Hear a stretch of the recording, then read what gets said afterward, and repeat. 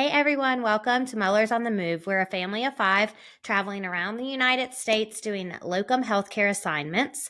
We are here strictly to help you turn your dreams into reality, whether it just be a one-time vacation or actually changing your entire lifestyle. We have all the tips and tricks and we're excited to share. Let's do this.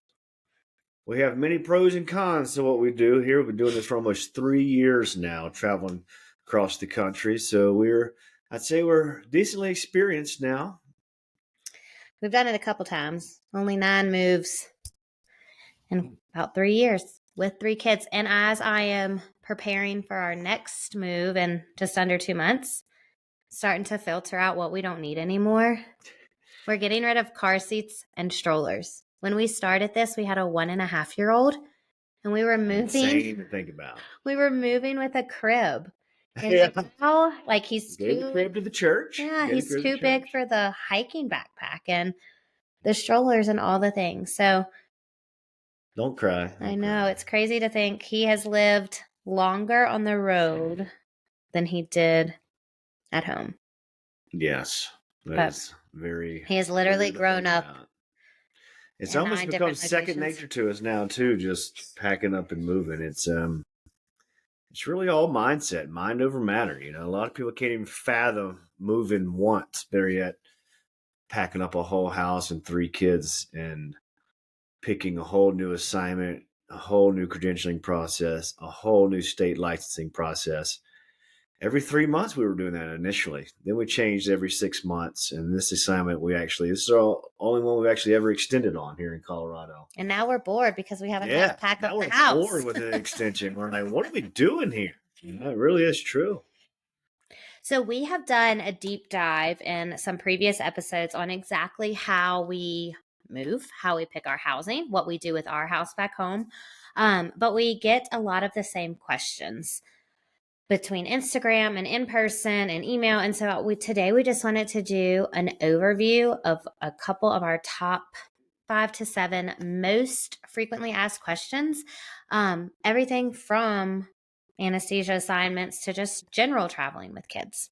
I think one of the biggest topics that everyone talks about in any career when it comes from just working age, independent contractor to retirement is health insurance.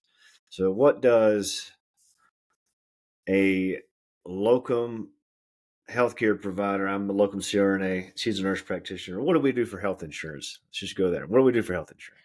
Well, even when I was a staff nurse practitioner and you were a chief CRNA, we didn't have good healthcare options because the hospital I worked at took away part-time healthcare benefits. So I either had to go back full-time or we had to get our own health insurance because through your company, it was even the private insurance company was a family plan was like $1,800, $1,500 a month with a huge deductible too. Yeah.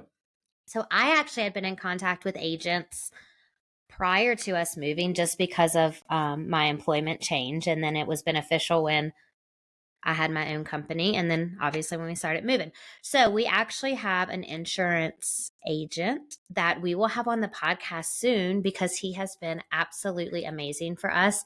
We use him as our insurance. I guess he's a broker. Mm-hmm. And we have United Healthcare coverage. So it is nationwide. It's a moderate monthly premium. And then our deductible is, I think, $5,000 a year. So not insane. It's, still a little pricey, but we have a lot of good benefits for wellness visits, medication coverage. We had a kid go to the ER with a concussion last year. And so I feel like we have been very well covered. And we will have Adam on to discuss that with us soon. But we feel like there's a lot of people who let health insurance be a huge barrier, even just from changing job positions to opening their own company, let alone traveling the nation.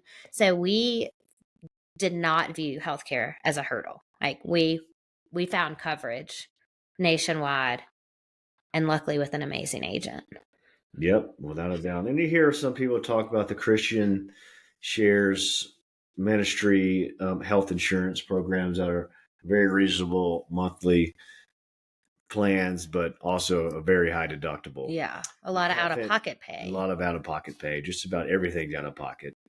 And we don't use the health insurance very often. We're both, all of our families healthy, thankfully. But, random things do happen. Like when your kid goes bicycle riding with the neighborhood kids and falls and has a concussion and has to get scanned for everything. That's all really expensive. But we knew where to go. Thankful to Adam, because I text him in a frantic, hey, pull me up. Can you please help me and just give me coverage, like where I'm in network? And here's what zip code I'm in right now. So. And everything was negative. Everything was fine. Everything's fine. All is well. Just a little meet our deductible for the end of the year, because it can't happen in January. Had to happen. I guess a good segue for that. And one of the next biggest questions and people's hurdles are, what do you actually do with your kids as you're traveling the country every 3 to 6 months? How do you do that with an 8, 7, and 4-year-old? Well, what we do is, Paige is a nurse practitioner, but she is now the full-time homeschooling, stay-at-home mom, does everything mom. She's definitely got the hard job. I got the easy job, just going to work and passing gas all day. It's an anesthesia joke for the people who don't know. Ha ha. I prefer not to pass gas all day, by the way. I'd rather do a block and IV sedation or no sedation. That's what I like. Smoothest anesthesia there is. Anyway, sometimes you don't have that option, though. So yeah, probably in your Facebook groups, your anesthesia Facebook groups, that is the number one people will ask is, can I do this with kids? Is it family friendly? And like I said, we have delved into this more in depth on longer form podcast. Did you say delve? I did. Episodes. But the quick answer is I homeschool. Luckily, we have found daycare for our youngest everywhere we've gone. If not, he would have just stayed home with us, but it was better for my mental health and his well-being to be at daycare. And then I homeschool the girls, and we talk about co-ops and curriculum too, but that is how we do it. I mean, the other options would be is if you don't go as a whole family, somebody, your husband could go do locums while your kids are in school, and then on any breaks and summer breaks, you go out and meet them is an option. Or if you did assignments that coincided with the school year, you could enroll your kids. We looked into enrolling our kids here because we were here for so long. You can enroll your kids in schools around the country. We just chose not to because I didn't want to bebop them around different schools. Yeah. We wanted to see the country as much as we could. It's kind of like not as fast as we could, but kind of as fast as we could. We didn't want to adhere to attendance schedules. One year. That would just kind of take forever. So we did every 3 months at first, which is a lot. So some questions that people have asked on our previous episodes is you choosing to work with an agency for your locum positions versus just on your own finding a hospital and contacting them. Can you kind of give insight into the benefit of using a locum staffing agency versus contacting the hospital directly? Is that even a possibility? Yeah, sometimes it is, but it's very hard to do it yourself. In my total honest opinion, I believe there's a lot of great agencies out there. I believe there's also terrible ones out there. Some of the biggest ones are not good, and every time I get a phone call from them, I just ignore it because I just had a bad taste in my mouth about them. But there's a lot of phenomenal agencies out there. Yeah, one analogy I use is that everybody says, "Oh, I can just build my own house. I don't need a contractor," and it's possible you can. And I've had that mentality a lot, and I've done a lot of work myself. But there's a time and place for everyone. These agencies, there's a lot that goes into this business. It's an actual real business, and that's why they charge the fee. People say let's just cut the middleman out. I'll go directly with the hospital or directly with the anesthesia group and cut that cost out. But I want this price instead, which is still usually higher than what the agency is offering because they're cutting out the agency. But they're the ones that get these jobs. They're the ones that pay these recruiters. They're the ones that pay all this data analysis, all the technological assistance to get these contracts, and they have them, and they have people posting on social media, making the phone calls, so they have the job. So it's, and you're kind of in a pitch. The way we did it, starting out doing it every 3 to 4 months, traveling. That's how long it takes to get credentialed. I was gonna say, if you were to just go straight to a hospital, could you credential yourself? Does somebody in the hospital credential you? The credentialing department credentials you. Even when you're with the agency, they have to wait on the hospital's credentialing department. Oh, absolutely. Heck yeah. Every single time. Most places are, you'd say it's a range between 1 to 3 months to get credentialed. Yeah. Usually 2 to 3 months is how long it takes. So we were having to, when we were doing every 3 to 4, we were traveling to our next spot, and we already had to get our next spot after that planned out before we even started that job. And then we had to get an Airbnb house, and then with a deadline. So we really couldn't extend at these points. So you don't have time or really the resources to contact. I mean, you would just be cold calling a hospital and hoping you'd be Google searching or somehow figuring out who's running the anesthesia department. I mean, you could get networked with people, but you don't always have that network. We have used a lot of different agencies because that's just so happened. We wanted to be in this area of the country. And so we put our heads to the ground on social media, Gasworks, found the job with reputable agencies, and went that route. Which I guess, I mean, every agency doesn't have every contract. And they can't always get it, and you're on a time crunch. So it's not like you could wait for them to become the vendor there. We just had to just roll with the punches. And so yes, the answer is you can do it as a solo provider. Is it easy? No. Is it worth the extra? And a lot of these, $5 or $10 an hour. Right. And a lot of these hospitals and agencies only want to particularly use these certain agencies, so they don't care that they're paying a higher overhead cost. When they don't have to vet you, and they let the agency do the vetting. They do. Let the agency do their job. All the legwork. And the legwork, and then we're all in harmony. So I have no issues with agencies. There's definitely a place for them, and they've helped us. All of them's helped us, and I haven't had any nightmare stories. As I've worked for any agency, I have not had any nightmare stories. I've had some bad taste in my mouth on places that were presenting my name, and then. But that also comes down to you vetting the different agencies too. It is certainly a two-way street on. Yep. Working with a particular agency and meeting the hospital needs and your needs, and the middleman being happy as well. And we'll soon have different agencies on the podcast too, and just pick their brains as well. Yeah. And another question is, have you ever been canceled on a contract yet? Or knock on that wood. Knock on wood here. No, we haven't, but it's a very big. People that have. I know people who have been canceled, and it's been a giant fear of ours, obviously, because not only are we canceled across the country, we've had contracts between Portland, Maine to Portland, Oregon, and we live in Louisiana is where our house is. It's not a quick trip home. Not a quick trip home, not at all, or easy. Packing our whole life and moving back, and 3 young kids, but no, we haven't. I'm very on top of the credentialing process.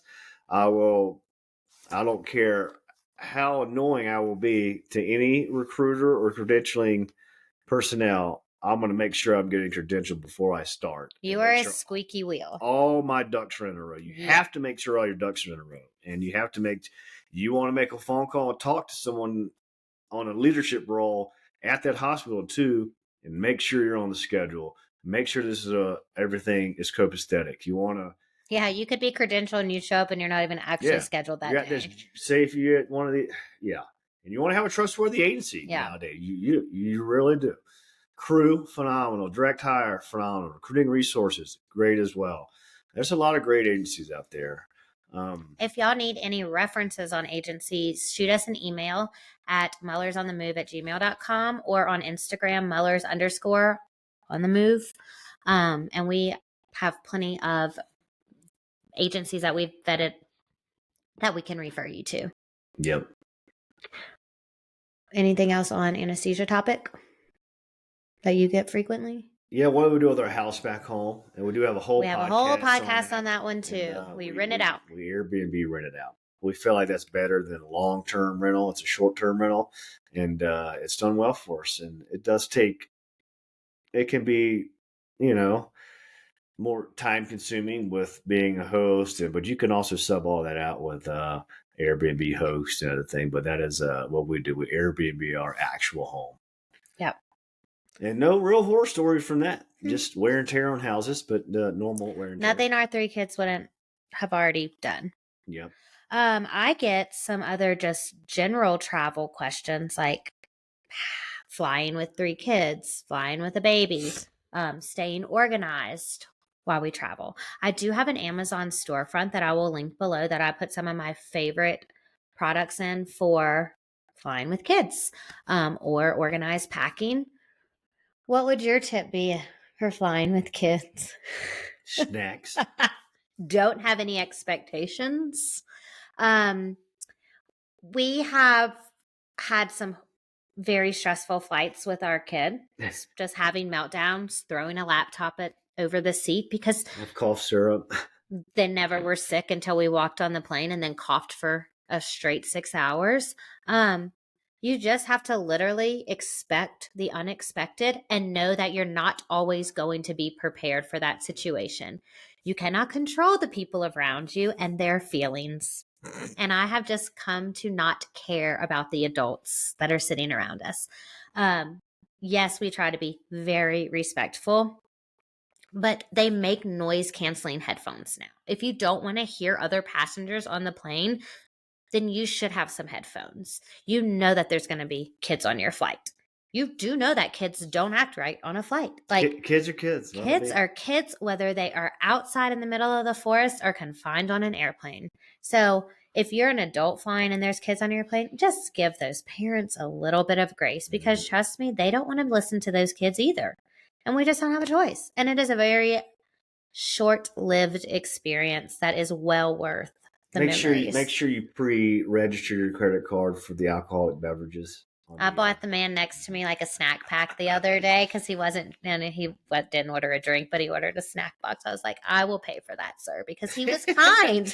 Plugged in the kid's headphones, helped him pick his toys up off the ground. Like, just be kind. You know, every mother her heart rate is out the roof and she is stressed.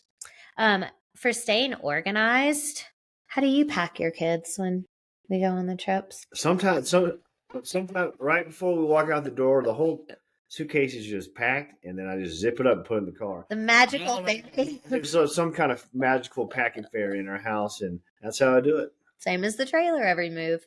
I use packing cubes. Everybody gets a packing cube. And that can be put into drawers, into rooms. Every kid knows they have a packing cube that has their clothes. Blake has his duffel bag. How's that suitcase get in the car, man? And then we take a suitcase, and that becomes our dirty clothes basket. And so when we get home, I am not shuffling through everybody's clothes to figure out what needs to be washed. Everybody knows that one suitcase is our designated hamper. You put all your dirty clothes in there, and that is the... Then we usually do homeschool assignments as we're traveling everywhere in the car or airplane. Everywhere. Via the laptop, via our books that we have, curriculum books. We give that not. We're going to go skiing tomorrow. I'm off tomorrow. It's a Thursday. We're going to go skiing, and we're going to do some extra homeschool today. We'll find time either late evening or on travel to and from to the ski resort, and that'll be our homeschool for the day. That is the beauty of what we're doing. Is on a Thursday we can just pack up and go skiing and not miss. Not by the school. Not miss any days. School calendar. And we can make it up when we need. We use both workbooks and an online curriculum that we love. Yep. Which is also deep dove in another episode. So maybe we'll take time, because then you got to think about that as a locum too. You know, we do have good health insurance. You got to have great disability insurance, long-term disability, and life insurance. But that's just a risk. You got to live your life. Which people have asked us even before we left 3 years ago. Y'all are going to travel in times of turmoil. Like, what are you doing? The world is ending. Well, guess where I would like the world to end. Somewhere beautiful. Travel. I mean, even at home. But like, we've seen a lot of beautiful things over the past 3 years that if we would have stayed at home, we would have never experienced with our children. So, you know, in times of turmoil, it's true. Book the trip. Take the trip. Take the flight. Pick up a shift. Pick up a shift. That's about all I got. Don't have any expectations in life with children. That's the bottom line. Mm-hmm. Just when you think you figured it out. Yeah, and they're very resilient. Yes, they are. They love anything as long as you can be as a unit, as a family. Yep.